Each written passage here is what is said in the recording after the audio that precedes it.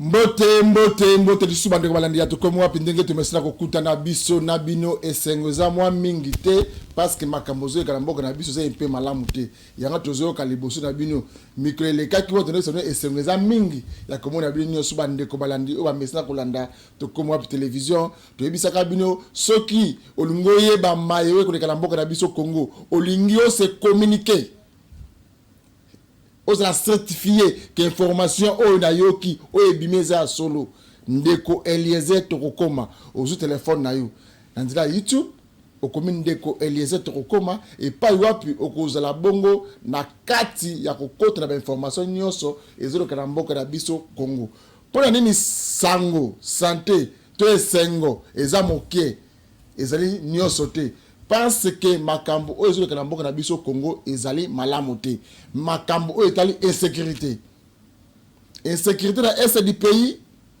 bandeko na biso wazalendo FARDC ko bunda yango bozomo na nga mikolo pe nazota teni ozota sa teni ba révolutionnaire nazota ta teni o plan la sake nazoko compatir na bandeko na ngai o bazako na est o ba ko bunda po témoigner la mboka na biso ekendete yango mwenga nazota teni oyo ya bini yango FARDC na soutenir bino toko soutenir bino longo même moral na musika na nzoto na motema na esprit toze sika moko tozala pona kobundela mboka na biso Congo toye awa na Kisasa insécurité ezo battre record toujours na commune ya Kisenso na la Kisaki bino ndeko moko mobali 19 ans eli bozo ba image wana aote kotika biso policier abetaki masasi mais na minute oyo bazo ko informer ngake ba policier babomaki ndeko eli bakendolo sur quelle base ya procès verbal basambi na nani confrontation salamité na famille bazo ba policier balongo auditorat bakendolo na document nini ndeko eli azakuna na morgue ya Kisenso morgue ozo sala malamu te tozo ka besu ko na commune même commune ya Kisenso wana bazo linga ba déclarer ndeko yo comme une famille na makoki mingi te bazo linga ba déclarer ndeko kaza kuluna ba sundola corps famille kunda lokuta toujours ya ba administrateur ya ba commune bazo ya na mani ba ko ba le ba ndeko eli azali kuluna ok ndeko yo un jeune monsieur maçon ayoko la musala na ye babomi bana Kisenso ba notable nyonso bazo senga justice ndenge bosenga ka ba procès ba kuluna basa pe procès ba ndeko yo si seulement si que ba kendolo te ba yana ba na Kisenso basa la procès équitable que bote ba policier oyo ba mangi ndeko yo pour la téléphone pour la misolo basa la procès ba ya wana na ya sire commandé à district ya Moamba mon colonel Lifenge ya yo yango message à bana Kisenso balabi ke ba policier ba kendolo na document nini parce que mutu babomaki azina morgue ya Kisenso nani basambi te document nini ba policier ka ndolo mitunda ba kola ba kotuna ngwana mais d'ici samedi na yamba sous famille ba koyao ba ko pesa biso ba version de fait insécurité la commune ya Kisenso toza awa na commune mususu dossier la commune ya Bandal ya il faut pesa bien nous bomo na ligne après to mona makambo to sur mukolo ya lelo toza na commune ya Bandal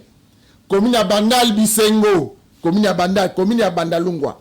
quartier Bandal Bisengo rond-point Beverly et bon on a ba image rond-point Tekami ba ko kabla rond-point biteni ba teki yango soko yewana na butu embouteillage grave même na moyi embouteillage rond-point Tekami nani ateki rond-point nana commission rond-point parking nana commission rond-point ba terrasse nana sali que rond-point comme na bar da kata rond-point Beverly bien so yi na Bandal Bisengo biso be ato sala marche de Eliezer papa Molière bande ko sala kwale to ke na ko sala shit na biso ko fete kuna ko sepela na rond-point wana le rond-point o été kami et comme ba bar ba restaurant ba parking moyen motuke les qualité o que les macadam rond-point Beverly na Bandal Bisengo tekami nana teki yango est-ce que zali Jantili Ngobila Mbaka est-ce que zali beaucoup mestre ya Bandalungwa nde ateki to yebina nuté tozolinga te banani oyo aza sima derrière ya koteka esika oyo babengaka rond-point Beverly. Besoin de masolo tokosolola non, malgré le tozosolola bongo masolo ya libération ya Congo, masolo ya libération ya Congo. En face nange za bongo ndeko na biso esika ngoya Jean aza chercheur évangéliste mbote ndeko sika mbote na ndeko Didier na lebi ko malamu to comme na loba se présenter na loba ibakina naza en face ya ndeko esika ngai kombo na ngai esika Goya Jean. Esika Goya Jean, oui, ok tu ko pas na yo bandeko boyoki naza en face nange za bongo chercheur évangéliste aye pour le dossier si je te reçois la libération ya Congo pour la libération ya Congo pour la libération ya makaliso la héros bokoyoka makambo ndeko yemo aye koloba na biso soki pas côté ya biso comme évangéliste so pas la biso comme ça chercher to ebina noté boza toujours ba la terre bokoyeba awa to za dossier mususu kaka hôtel de ville de Kisasa, hôtel de ville de Kisasa. Et c'est là ndeko moko diaspora to bela mikolo nyonso awa na plateau bana mboka boya to tonga mboka na biso elongo tata mokonzi ekolo Congo Fachi Beton ata visa awa na aéroport Njili alobaka bitumba to bundaki biso nyonso na bino ba diaspora na ba ibazana kata Congo to bundaki ensemble lelo on a eu pouvoir na lingusu sto bobeta masona misika na facilité bino boya to sololaka to sangisa mayele pour le développement mboka na biso Congo ndeko moko kombo na ye Tabala Mawa ndeko Tabala Mawa azana entreprise na ye JTM bandeko yo basalaki nyonso na ba image bozo monana pour ete makambo etali bosoto na vie de Kisasa esila basilaki contrat à bonne et due forme na hôtel de ville de Kisasa basali misala na bango ya célébrité compagnie oyo bozo monana bien la porte na Londres ndeko ya sa diaspora asali musala na ya célébrité abongisi bino Kisasa ndenge sengeli atie ba mituka na ye ba danki na ye awa na Kisasa accomplissé na mindele o ayaki na bango tina moi ya lelo misolo na ya kozwa te alebi ndeko na ngai mais bozo bela ka chaque jour ba diaspora ba ya ba ko sunga tete mokonzi ekolo ba ko bongisa mboka au Congo ngai Tabala Mawa na yaki ko servir mboka na ngai ti lelo ministre professeur la finance akomeli ya budget akomeli ya finance et comme il solo ya Lumumba na Kasavubu la Lumumba longoli Kasavubu mbongo ya ndeko yo na entreprise na JTM ti lelo misolo wana azwa yango te yango ko senga numéro ya ville de Kisasa Jantini Ndobla Mbaka misolo ya ndeko Tabala Mawa ezali wapi ba image yango wana ba ko créer ba terrasse ba ko sala musala ba témoin pe o ba vivai ke misala o esama na ville ke bazali azo benga charge d'hôtel de ville zaka yakalelo boso boso ke bandeko yo to zina besoin na bonaka mboka pour le développement mboka Congo on les a message ya ndeko na biso congolais aviva na diaspora mais boso na pété makambo o esenga biso to perdre bandako ebele ba moyen be l'état congolais a perdu yango grâce à biloko so que ndeko le bilelo funda Congo libanda mboka bon ça mandenge nini parce que misala salama ba engin et c'est tama et si bosse ba contrat ali ba funda Congo boko samba boko longa be ba kosunga mboka au Congo bande ko ngai tozonga na plateau mais ko sula mo kema kamote libération mboka Congo onez laki moi ma solo de radio beta moni nzoto et morope kibomote kota mwandam na katanzoto alors il fait ninga na kapi mwandam ndeko na ngai yoza bongo libéra otoye chercheur évangéliste c'est ça non oui chercheur évangéliste ndeko na biso esika ngoya Jean nini ememi na plateau na biso ya comment télévision ndeko Didier eloko ememi na plateau par exemple omoni na biso to sera malade omoni déclaration outil ko sala siko premièrement d'abord ba congolais tout un problème sérieux problème ba congolais za nini eza conscience ba congolais ezo salate conscience comme ezo salate alors tozozwa tate po toluka nini tokoki kosala na oyo tokoki kosala te nyonso tozomonaka normal. Est-ce que yo ko comprendre ndeko Didier oza muta mayele banda tobotama tingande na kolibwe na tikala neloko wana namona aka eza vrai or ezaka vrai te lelo yo balobi kosala buzoba esala ngando te siko meka okanisa bien buzoba esala ngando asala buzoba ndenge nini alors que ngando avanda na mai abimaka kolia na mokili aluki biloko akolia amoni mbule ezobeta amoni akomi na sécurité azongi siko place ya fandaka aki akite abatami. Est-ce qu'aza zoba ou bien aza maele? Ça veut dire que même ngando aleki biso na ndenge ya komona ya fanda na mai abimi kolia amoni insécurité azongi na mai. C'est pourquoi biso ba congolais soki tozozwa kata ya ko réfléchir te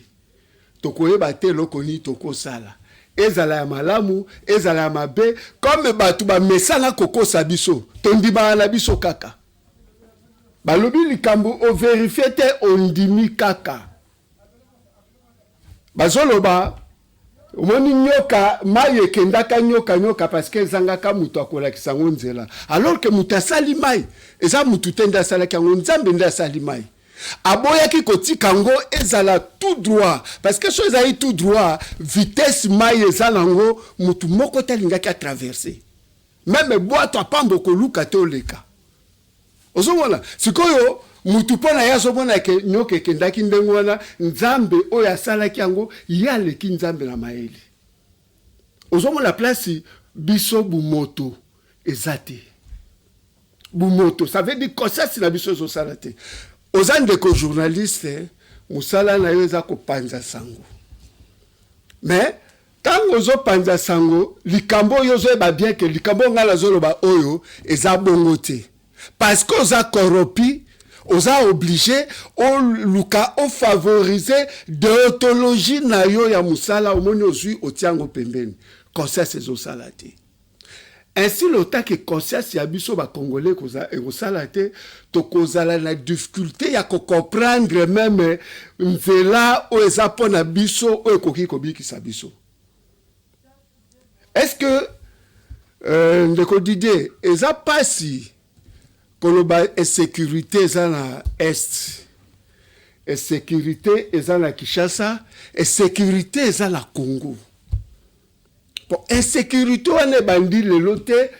ezosi la pété alors que chaque jour ba martyr ba église ba veillé ba nini tozobondela nzambe sikoyo question nangeza est-ce que nzambe azakaka nzambe azalaki kala ou bien nzambe kaka même nzambe wana o asala kala lelo pe a osala lelo ndeko Didier omoni problème Amos azolela yango wana Amos alobi ya bana na ngai so bazokufa eza pona kozanga koyeba nini eloko bana na nzambe au départ Congo eza pays ya promesse tolobaka ngo mais to réalisera te mutu to ebika ka Congo eza mboka promesse eza mboka ya elaka par rapport à quoi potol ba eza mboka elaka soki nzambe toyebi nzambe makambo nyonso toba ya nzambe toyeba ke nzambe asalaka na Israël nzambe azotinda ba prophète ka na Israël mais Congo tango tozoba ke eza mboka elaka est-ce que tozoyeba ke place promesse ezali il faut mutu aya pour aya kokokisa promesse wana toyebi yango te tozoloba ka na maloba. C'est pourquoi lelo soki ngana ye awa eza pour que nameka ko faire comprendre yo ndeko Didier yo soko comprendre okomeka pe ko faire comprendre batu mususu faire comprendre bango nini pasi malheur oyo Congo ezo vivre auteur nango eza Nzambe ya okamwa okondima te donc souffrance biso souffrir auteur nango eza Nzambe na ndenge nini est-ce que Nzambe vraiment cause à l'auteur à malheur oui Nzambe na taya Abraham parce qu'azaki Nzambe Abraham asalaki Abraham promesse mais promesse wana ya terre promise pour Israël aza Israël lelo a promettre bango lobi avant que bokende na terre promise bokoleka d'abord la servitude pendant 400 ans bana Israël à travers Joseph baye na Égypte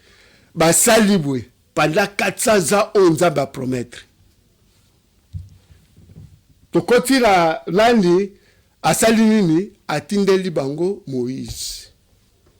Moïse ayaki sikoyo pona nini pona libération devant nani devant Pharaon comment ça n'a été Égypte ezalaki puissance mondiale oyo mutu amekaki te amekaki amusapi devant Pharaon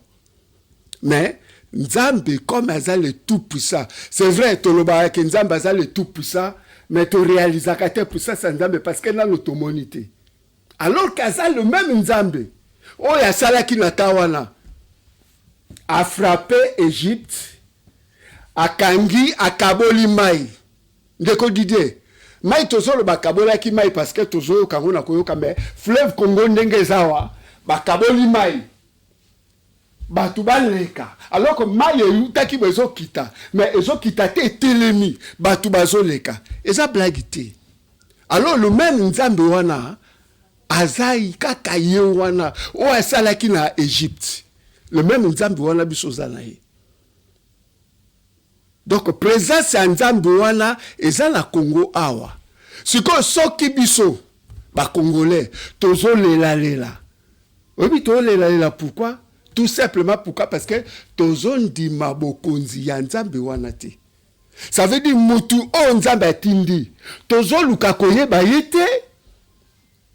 même ata ba beteli biso du solo donc ça dit pour la mitu la biso conscience la biso zo ça te oh to mekana o kanisa est-ce qu'il y a vrai promesse eza pour na Congo ce qui promesse eza pour na Congo et le babi wapi la verset nini ce qui te réaliser que c'est vrai promesse eza pour na Congo tondimi mutu wana pourquoi parce que toza na besoin de libération Congo eza pays à promesse Congo ndenge za awa kolela oyo tozolela ezala tozokende koluka au secours soki wapi ezala na Chine ezala na Russie ezala États-Unis ezala na Union européenne ezala armée moko te o ezala le plus puissant que armée en Nzambe tobenga kaina ni l'Éternel des armées aza l'Éternel des armées aza muninga na biso te armée moko te koko kana yi problème à Congo eza simple biso za ba africain toza la culture na biso eza ndenge moko na ba mindele te na culture na biso soki problème eza na ndaku basala kanini avant na lobima libanda obengi batu nyonso bafanda na ndaku boya problème oyo ndenge nini ezobima libanda ndenge nini bato bazosala biso alors tosala nini bukoko na biso ezali c'est comme ça omonaka nature fouette ya kabiso na ndenge nini ozomona même ndeke po a voler ala mapapu ka pamba ba koko voler te po a voler asala nini aluka ke tapi moko oya ko s'appuyer tako s'appuyer pas mba moko akei problème ya Congo avant que Congolais à comprendre il faut d'abord to luka Nzambe ya ba Congolais il faut tout le kanzaba ba Congolais Nzaba Congolais tokozwa ndenge nini parce que tozo vivre dans le monde physique ndenge toza bwenga la yo papa Didier tozo monana mais monde spirituel ezali yango nde appui na biso même Égypte tango azalaki puissance mondiale azalaki ko s'appuyer pa ya Nzambe pour permettre ye ayeba ndenge nini eloko nini na kosala na okosala te. C'est ça problème oyo eza ko préoccuper ngado zo sala pas l'air nyosu batu bazo lela le nyosu o mona me ba diaspora kuna bazo bo manzoto bazo nyokwama batu o nyosu bozo belela wana bande ko ngai ezala les États-Unis ezala l'Europe ezala wapi solution ya Congo eza na kati ya Congo. Ok, ndeko solution ya Congo eza na kati ya Congo. Ok. Congo na Congo tuna mitu mi balé message o répondre pe biso. Oui. Pona nini kombo oyo na mona batu bazala ba apôtre. Batu bazala ba pasteur. Mutu pe azala évangéliste. Mais yo pourquoi chercheur évangéliste? Très bien. Mutu na wana mutu na liboso ya ngwana. Pourquoi chercheur évangéliste? Chercheur parce que ngai nazwa kata na ngai nyosu koluka ko comprendre pourquoi Congo toza na niveau oyo toza soki otali richesse oza na mboka na biso somo ozomona ndenge bazokufa ozomona ndenge bazoya bazwi mutu moko baprésente ye comme yenda za puissance mondiale alors que batu baza nsima na ye. Alors richesse wana biso moko nanu bakongolo toyebi yango te yo kende zwa ba richesse wana nyonso yaka nango tambola na nzela wa olakisa meme mutu moko oyo eza richesse nini oyo eza quelle matière ayebi so nayebi yango te. Mais congolais tala bato ya mayele baza na Congo tozwaka même pas idée wana ya koluka nanu d'abord que matière nyonso ya Congo congolais il faut ayeba yango. Est-ce que vous comprenez des degrés? Comment expliquer biloko eza na kati ya ndaku na yo? La kati ya ndaku na yo biloko o eza kuna okuta batikela yo yo moko oyeba yango te. Mutu mususu aya kaka aya olakisa te omoni na ndaku na omoni coffre o eza un coffre fort. Mais yo zo kufa nzala coffre fort eza kuna. Eza normal te. C'est pourquoi ngai nazwa kata mingi ya koluka ko comprendre mais ce que loko pas c'est ça nini ndenge nini la koki ko faire comprendre bande ko na ngai ba comprendre ndenge ngala zo comprendre et lo ni ngala zo comprendre que so tali bien ba congolais ba mayela de partout ba congolais ba kendaka misala nyosu domaine nyosu basalaka ba congolais ba mayela ko sakana te mais loko moko ba longola ba congolais a conscience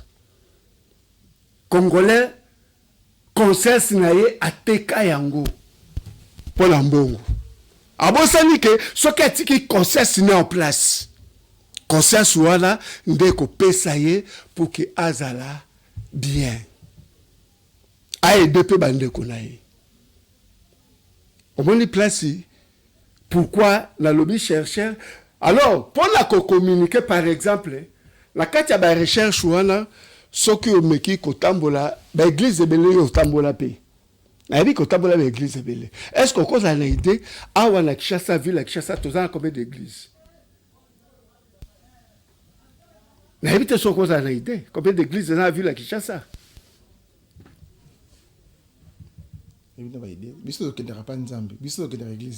Voilà. Bokendake pa nzambe ndeko nzambe bozo sambela nzambe oboyebi biso tozana bakwembali na baonchara da bazolanda biso bateke ya Brazzaville bateke ya Kinshasa bayebi ke biso tozana bakwembali na baonchara eza ba pays mususu na bandeko mususu ba africain ba respectaka mokolo o Yesu akufaki na mokolo Yesu asekwaki eza ba congolais mususu ba respecta yango te biso za bato ba respectaka ba jour wana manis kembolozoka kwembali na onchara oyeba jour asembale. OK wana eza bukoko eza normal culture africaine na ndenge na biso mais eloko oyo tozobo salake mutu asalaki mukili pour que ye moko régner likolo nango. Moto asaki mokili nzambe asaki mokili po ye moko régner. C'est pourquoi les loyo problème ya makasi ezawa parce que toza na deux politiques.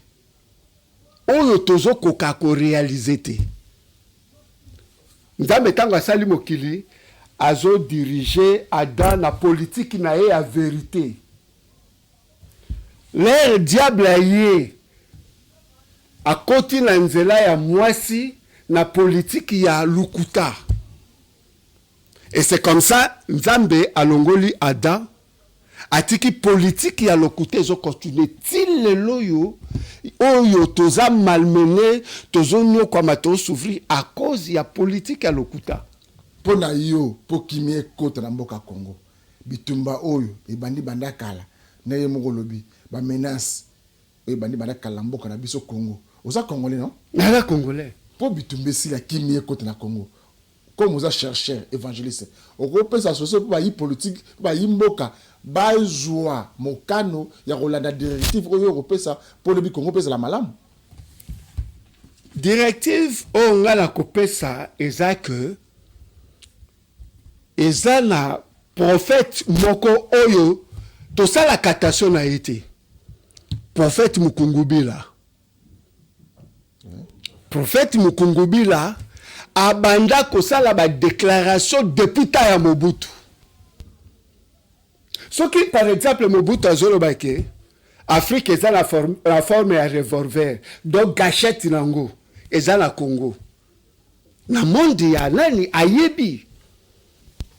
solution ya monde entier eza non seulement Congo. Donc il faut kimia et bandana Congo à travers prophète Mukungubila aloba akoma avant Mobutu kende. Lettre tango Rwanda kotaki bandaki makamba bitumba la bango. Là mépriser lettre là comme une méprise trop dangereuse. Ake kofanda le prophète Mukungubila a prédisa makambo belé pona Congo oyo ba congolais basala katashote. Prophète Mukungubila denga zawana aza unique mutu oyo nzambe atindi ndeko dide yo za mutamaeli. Est-ce que bisonde toza ba congolais so to tindi ambassadeur na Congo to tinda combien d'ambassadeurs? Ambassadeur moko. Mais comment expliquer nzamba nzamba ordre au même moment atinda 1000 ambassadeurs? Ba oyo kanani. Donc na minute oyo ndenge tozoloba. Ya wana elo na zoloba ke conscience ba congolais et sala. Batu soki même tozonyo kwa mamingi. Kanda ya nzambe za makasi pourquoi parce que musali na ye oyo atindi. Au moment où il y a tindi mutu oyo akoki soki to yoki makambu nosu po ye akobanda koloba na ndenge na ete ya loba katuni nzambe problème ni neza pona Congo alobi apesi message oyo nzambe alobi c'est comme ça makambu ko kende libusu ainsi lotake toko yoka yete la Congo awa attaque toke kokundula même toke tozui États-Unis mobimba force na bango armée na bango ya okoma awa to sale le côté oyebi prophète Mukungubila oyebi masuma kamboleka na RTNC na Terezaï à l'époque nini kaka pour la dossier Mukungubila ezala bande ko mususu ba adept bazana bandolo bazana puso makala dossier Mukungubila ezaka dossier ni yo za sous-informé bandeko bazala ndolo o bazaki na ndolo o bazaki na ngenga ba utaki Lubumbashi baza déjà libéré ministre a libéré bango a innocenta bango pourquoi parce que bango tala bravoure wana babundaki pona mboka dans le coup d'état oyo balobaka ke prophète Mukungubila lingasi la coup d'état na mboka au Congo to babundaka na kombo ya Bible bon eloko oyo yango na lobike soki problème ezali tozwa kata ya ko réfléchir to loba kata pour le plaisir à koloba prophète Mukungubila ye aye kaka pona Congo te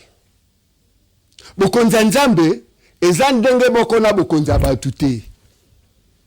batu pona bango bokonzi na ye aye azomona pona ye donc il faut diviser asala mais bokonzi ya mukungubila oyo ezosenga biso tondima aye pona monde ati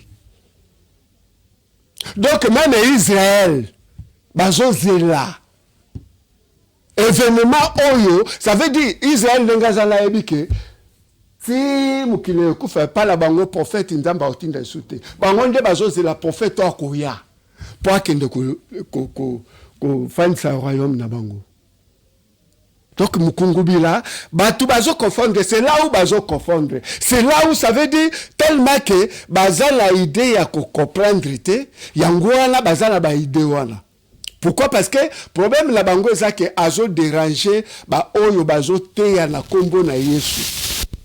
Et c'est comme ça bazo zwa batu bazo zwa ta ya ko comprendre te. Ya teya na kombo nani? Très bien. Mukungubila ateyaka na kombo ya Yesu parce que ye aza munoko oyo esengeli kote ya kombo ya Yesu. Eza nzamba kotinda deux prophètes au même moment te. Nzamba tinda ka prophète moko. Omani makambo ezo salama oyo eloko asikeza te parce que na ta ya Eli. Oyebi que devant roi Akab ba se retrouver na combien de prophètes?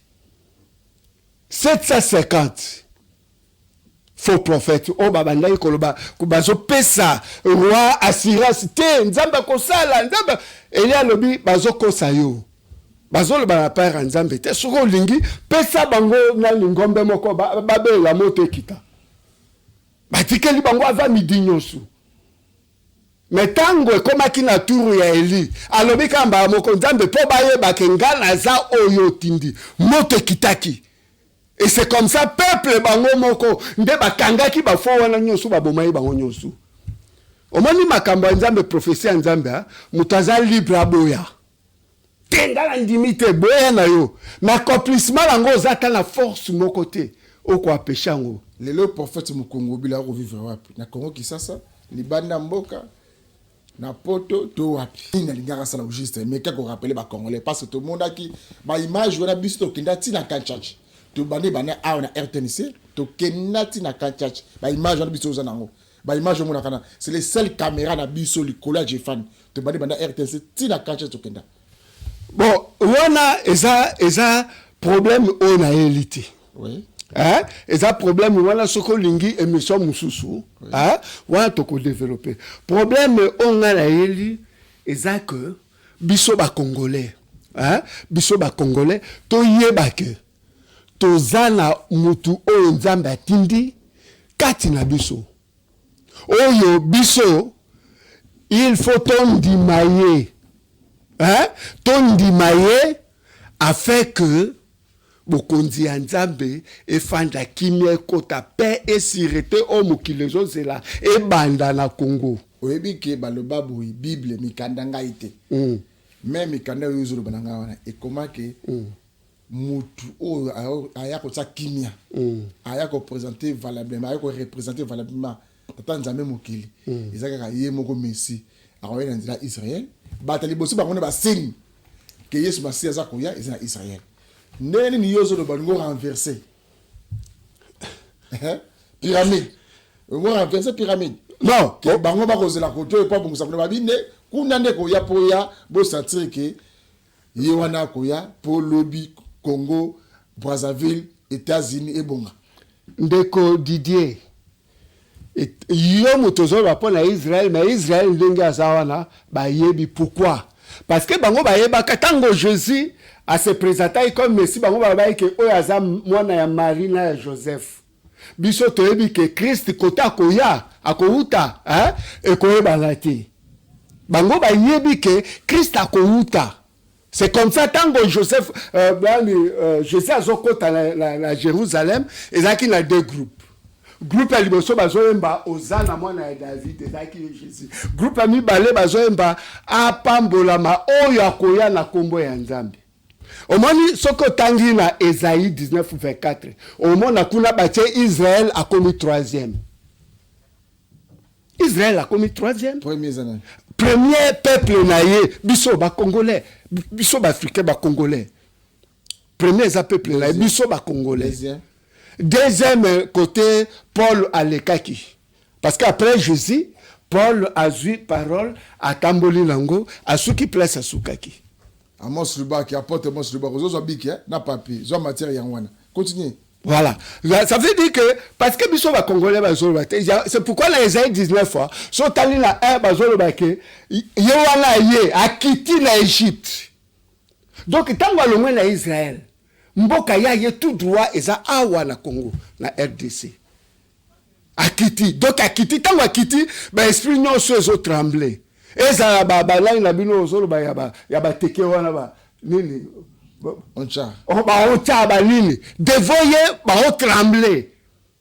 parce que il y a azal le tout puissant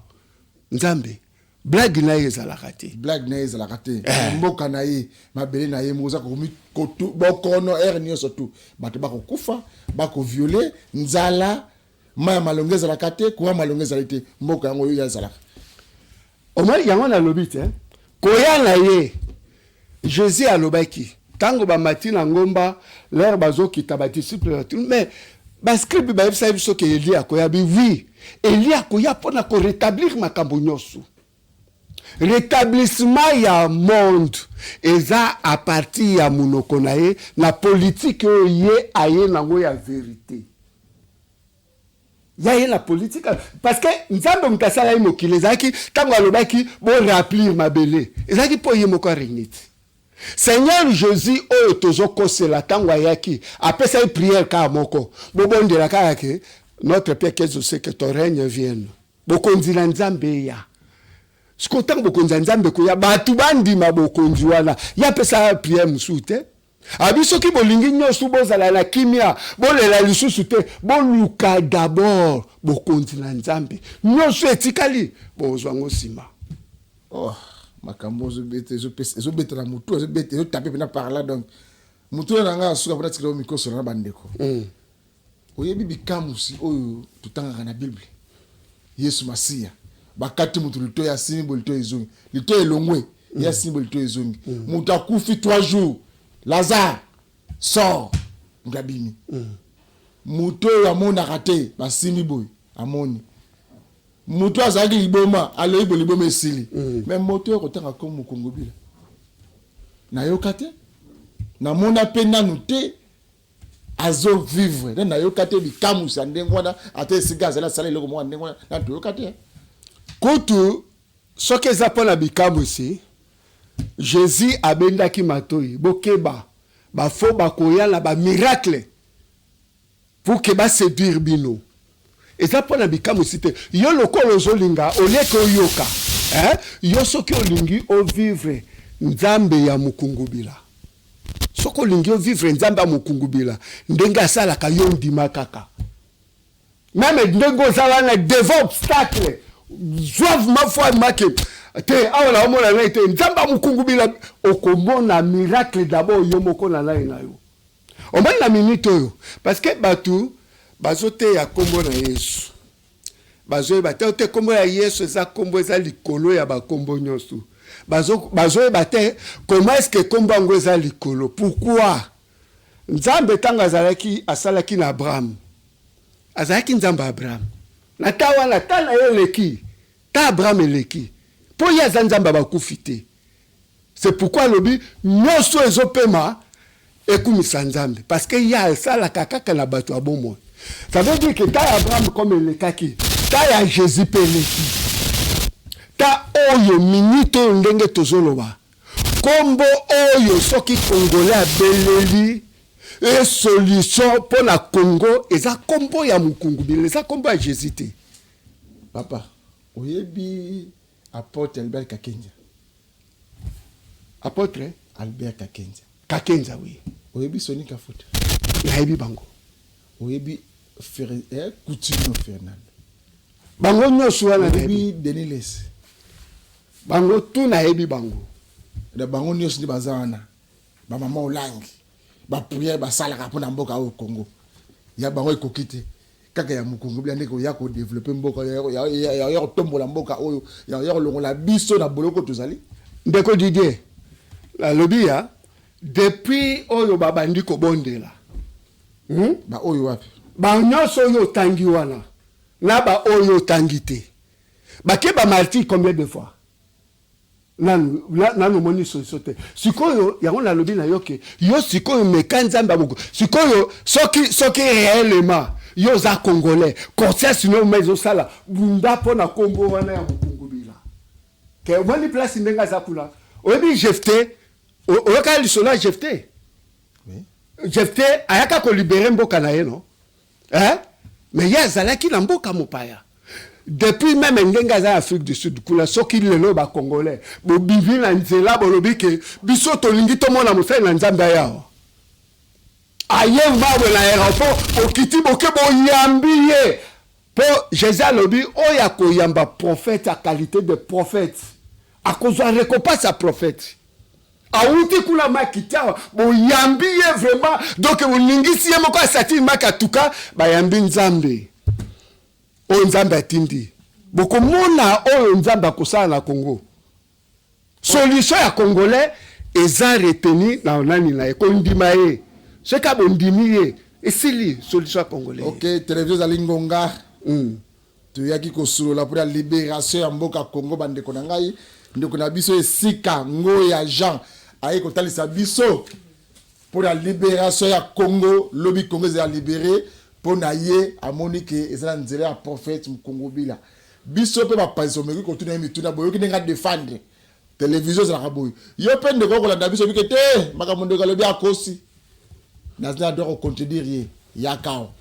nazina do na débat contradictoire na ye yaka ngana ko za 4-4 ngana mupanzo o lobi masolo yé pas pesi makanisi po pesi makanisi c'est comme ça que télévision évoluaka ndeko tra caméra na biso pendant 2 minutes pesa message pour la mokolo malelo na biki na koyamba parce que profession il faut continuer yango tina suka pour te yebi que ba prophète belé ba simba manduki ya ko boss na te sinon ba histoire ba prophète yako na monde prophète na ba prophète belé ba simba manduki mais yo pesa un message na biso pour la mokolo malelo comme ça mokolo koya tu développer reste suka silelo message nangeza boye biso ba congolais conscience na biso esala conscience nde zabu moto o esala ka biso ke to ba eloko ni nazo sala na ona koki ko sala te ba kosi biso mingi na kombo ya Jésus o yemoko alobaki mingi ba kolela mukolongo e na kuwanga na bango na kolobaki na yeba kibinote mutu yemo kwa lobaki ndengwala mais est-ce que conscience ça la te nzela yozo pona oye banzela nini yozo kende za net examen d'état te orate lelo pour lobi bandela te il faut tala nzela nini yozo kende to luka to yeba musali ya nzambe moko oya solo o biso ba congolais to ko sambela soki ezaya X biso nyosu to sambela nzambe na ye ndenge zalaki na tango ya Abraham soki comme azaki nzamba Abraham azaki nzamba mutu musute tango azaki nzamba Moïse azalaki nzamba mutu musute pondeni conscience na biso pe sala to luka to comprendre vraiment parmi bango soki ba osala même confrontation entre bango pour toyeba que c'est vrai o nzamba atindi mutu na mutu se défendre alors congolais a ofungula matoi po yoka misu na epo mona parce que tous a besoin ya libération. OK, merci bandeko boyoki bon papa na biso esika ngoya ndenge a clôturer mission lelo manazo ko senga bandeko to balanda ki biso boyoki ndenge ndeko lobi ya pesi makaniste yebo bozo na kontir yaka to sola masolo ya mboka Congo masolo ba Congo mani lelo ezalaki poto sola masolo libération pour na mboka Congo sujet na biso émission lelo ezalaki libération pour na mboka Congo ndenge ndeko na biso ja esika lobi pour na yeza bongo na nzela ya prophète Mkongo bila donc biso nyosu to yoka to comprendre ba message na ye nde libération mboka Congo ekoya mokolo ya lelo pe na biso kibinoke émission na uta ko sala lobi moleki dossier sécurité ya commune ki seso ndeko na biso Eli Mibidi o akufaki o policier bomaki il paraîtrait que ba policier ba ça déjà na ndolo ba commune na prison na ndolo ndenge nini ba sambite moi na kundamite ba ke kuni na procès verbal nini ba ke Eli ndolo yango tonga to solo na makambo ya lelo alors to ko senga na ba cause bazo landa biso bota miss na bino makambo tele insécurité la commune ki senso suspect na kati ya mi balé to solo la ki ma solo ya ndeko na biso diaspora moko tabala mawa o ataki mi solo na ye aifana mikila poto kuna na Londres azui mi solo na mindele kuna bangle aina bango awa ba servir makambo etali boso topo na kisasa ba servir ba sali musala na bango ba image bozo mona wana e comme na tanga ko pesa mi solo na ye to ebi ke bana mikila poto mingi ba vana ba crédit tant que kuna zo ki mi solo batu ya mindele aina ngwao azui misale salami e comme na tuya ko pesa mi solo nguma amela mobondo bindo nguma meli akumi solo ya batu ndekoyo akoma mukanda boy lelo yakalobi e comme ka benda mulai ok ndekoyo to yoka tata mokozinga lobaki pour ba diaspora baya to sangana to savi mboko na biso longo ndeko asade na mela depuis kala ndeko na biso tabala lelo misolo ekei nguma mela mabondo na kosenga na Amos Lubaki avant de clôturer émission mokolo malelo o tena biso moi extrait au mona kuna na commune ya Bandalungwa na quartier Bandal Bisengo au mona ndenge bateki rond-point Beverly et Tekami ba restaurant ba terrasse bobenga ni parking a mitu ko binga embouteillage moki maso embouteillage à partir ya Retigo kota kuna ya kati za susute nzele zalite rond-point Beverly na Bandal Bisengo Tekami nani ateki yango na kosenga na ndeko Amos Lubaki au succès na extrême qui au mona course au pouvoir gouvernorat na province ya Okatanga au mona batu ya Jacques Kabula na batu ya IDPS ndenge bazo bomana likolo ya kowelela nani ya ko la vrai candidat gouverneur ya Katanga ya Okatanga eza soni pe mawa Amos tu sais mo extrait boto clôturer émission moko malelo.